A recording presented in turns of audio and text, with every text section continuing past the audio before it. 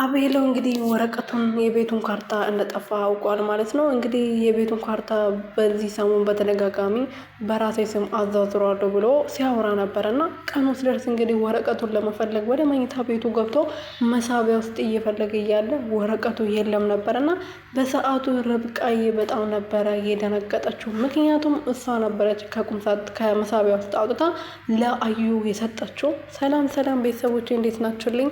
እኔ ያለው ፈጣሪ የተመሰገነ በያላችሁበት ሰላማችሁ ዝትርፍርፍ ይበልልኝ።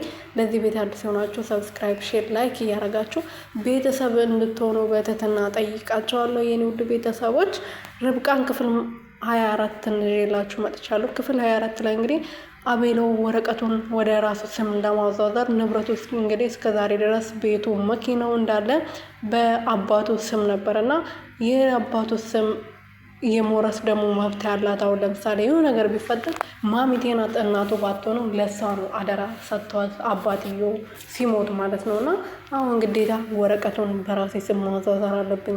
ማሚቴ ተቀይራለች በድንገት ምን እንደሆነች ምን እንዳስቀየሙ እንኳ ሳላቅ በአንዴ ጠላት የሆነ ተገኝታለች። ስለዚህ ነገ ደግሞ ምን እንደምታረግ ስለማላቅ ቶሎ ብዬ የቤቱን ካርታ ወደ ራሴ ስም ማዟዟር አለብኝ ብሎ በመወሰን እንግዲህ ቀኑ ሲደርስ ወረቀቱን ለመፈለግ ወደ መሳቢያው ሄዶ መሳቢያው ስከፍተው ወረቀቱ የለም ነበርና ርብቃ የምዛው መኝታ ቤት ውስጥ ስለነበረች ርብቃ ወረቀቱ የለም ማን ነው ያነሳው ብሎ ቢጠይቅም ማንም ሊመልስለት ፍቃደኛ አልነበረም። ምክንያቱም ርብቃ ነበረች ያነሳችው። ርብቃ ደግሞ አዩ ነበር አታልሏት ይሄ ወረቀት ስጭኝ እፈልገዋለሁ አውጪልኝ አላት። ራሱ ማውጣት ይችል ነበር። ወረቀቱን ራሱ አውጥቶ መልሶ ፊት ለፊት ካስቀመጠ በኋላ ካሜራውን አጥፍቶ ካሜራ አብርቶ ነው ርብቃ እንድታነሳ ያስደረገው ወረቀቱ ማለት ነው።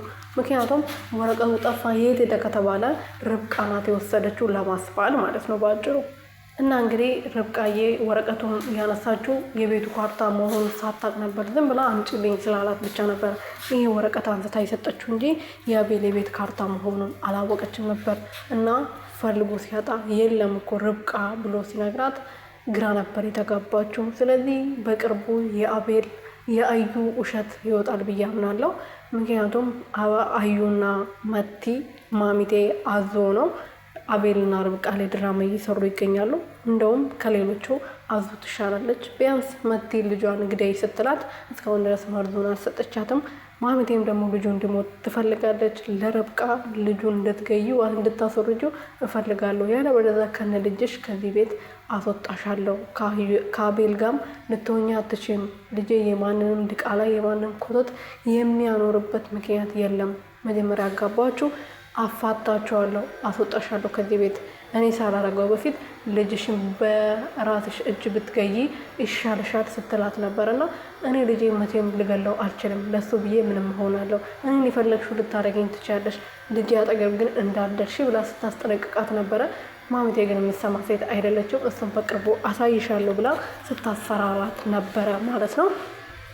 ልጅዬ ይሄን በማወቅ ደግሞ በጣም ነበር የተናደረችው። እንዴት እንደዚህ ታደርጊያለሽ? እኔ አሁኑ ለአቤል እናገራለሁ፣ ለአቤል ካልተናገርሽው ደግሞ እኔ ራሴ እጄ እናገርና የማሚቴን ጉድ አፈርጠዋለሁ እያለች ነበርና ምክንያቱም ለሱ ብትናገር ትንሽ የተሻለ ነገር ይቀየራል ብዬ አምናለሁ። ቢያንስ ልጁና ሚስቱን ከዛች ሴጣን የሆነች ሴትዮ ይጠብቃታል ብዬ ተስፋ አደርጋለሁ ማለት ነው። ግን አሁን ደግሞ በዚህ ወረቀት የተነሳ ርብቃ እዛ ቤት የገባችው ከመጀመሪያውም ለዚህ ነው ብሎ ሊያስብ ይችላል። በተለይ ደግሞ ማሚቴ እነሱ እንዲጣሉ እነሱ እንዲለያዩ ማታረገውና ማትቆፍረው ጉድጓድ የለምና ይሄ ወረቀት አሁን በሷ እጅ ነው የተነሳው ቢባል ካሜራውን ቢያይ እውነትሽን ነው ማሚቴ፣ ለካ እሷ እኔም ገንዘብ ፈልጋ ነው እዚህ ቤት የመጣችው ልል ይችላል። ምክንያቱም ካሜራው ላይ በግልጽ የሚያሳይ ማለት ነው። አዩ ራሱ መውሰድ ይችል ነበር ወረቀት ማለት እንዴ።